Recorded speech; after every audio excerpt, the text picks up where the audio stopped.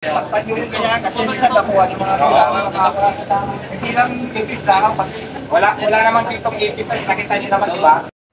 Parisan ni Diwata ay bigla na lamang sinugod ng mga taga City Hall ng Pasay dahil daw di umano sa may nagreklamong may ipis daw yung pagkain ni Diwata.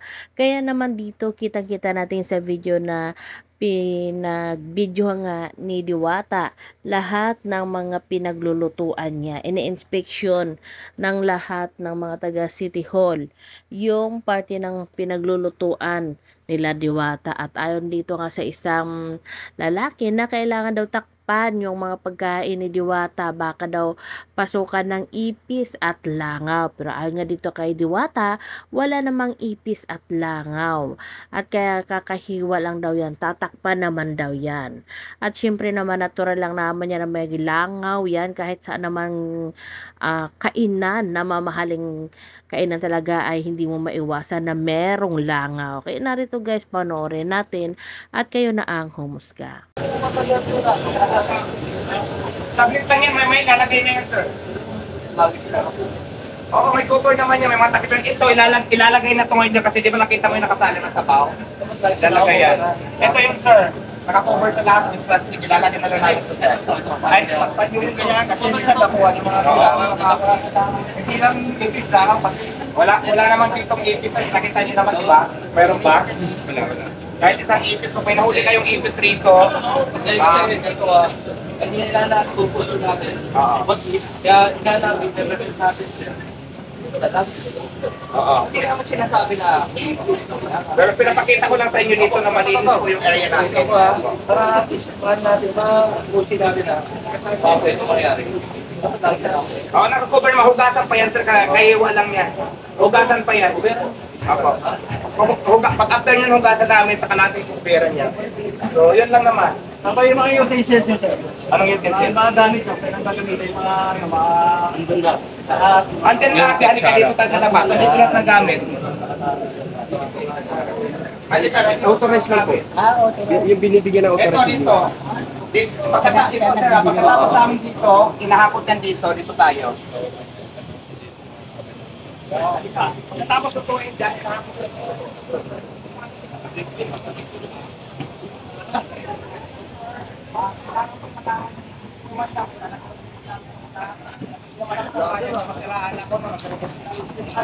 At naman niluluto namin, sir. Wala. Kasi dito, in-apply ko na yung tubig. Parang sa inyo, ang tagal i-release lang, di ba? Lahat ng regarding sa permit dito, nakausap ko na nabili sa Mayora. So tumatagal lang dyan po sa City Hall. Yung tubig, ganun din. In-apply ko na siya, wala pa. Kaya for the meantime, lahat po kami dito, sir. Lahat na magpapalis dyan, lahat dito na may tindahan. Dito sa lugar natin sa Bulacan, napangarami. Ano ko lang sa inyo, lahat ng mga nagtitinda dito, may mga lalaking tindahan dito. Alam nyo naman yung lahat yan, lahat kami nag-iigib. Wala po kasi nawasan dito. Yes, in-apply ko na yan, sir. Yung tubig natin, in-apply natin ang pagkatagal-tagal. Nakausap na tayo. Kaya ito nga, ang ano ko lang kasi lagi sa inyo, lagi lang kay Diwata. Subukan nyo rin i-check yung mga kainan dyan na mayroon dyan, mas malaki pa dito. Kasi ang nangyayari kasi si Diwata lang, para maging fair lang tayo, no?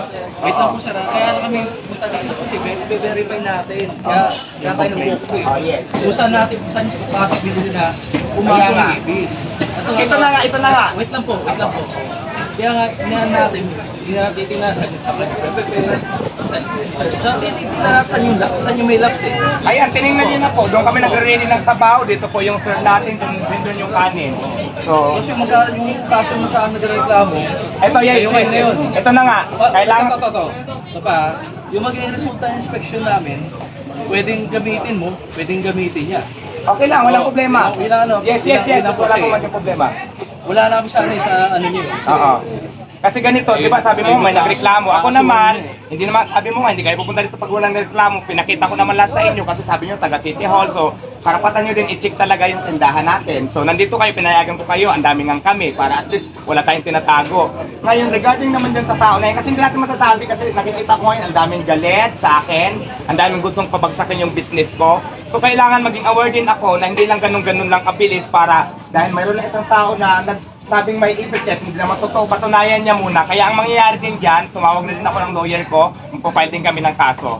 So kailangan ko din malaman yung pangalan niya para magharap.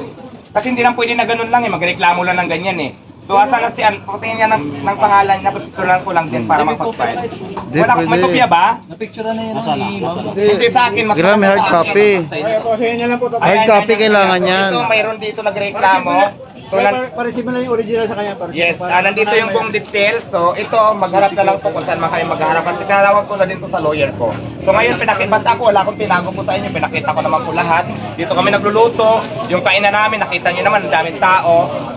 So yun na guys, napanood natin dito ka sa vlog kung saan nga ay sinugod nga ng mga taga City Hall ng Pasay itong si Diwata dahil daw sa may nagreklamo na mayroong ipis sa pagkain niya. Noong nakaraan kasi ay nagbigay din tayo ng video reaction kung saan nga may isang lalaki na nagreklamo na merong ipis daw yung pares ni Diwata. At ito na yun nga guys, sigurado tayo na ito na yung tao na yun na nagreklamo kung kaya't bigla-bigla na lang sumugod yung mga taga City Hall ng Pasay para inspeksyon ang parisan ni Diwata. At dito nakita nga nila na malinis naman at naka-organize naman lahat ng mga pagkain na niluluto dito kay Diwata.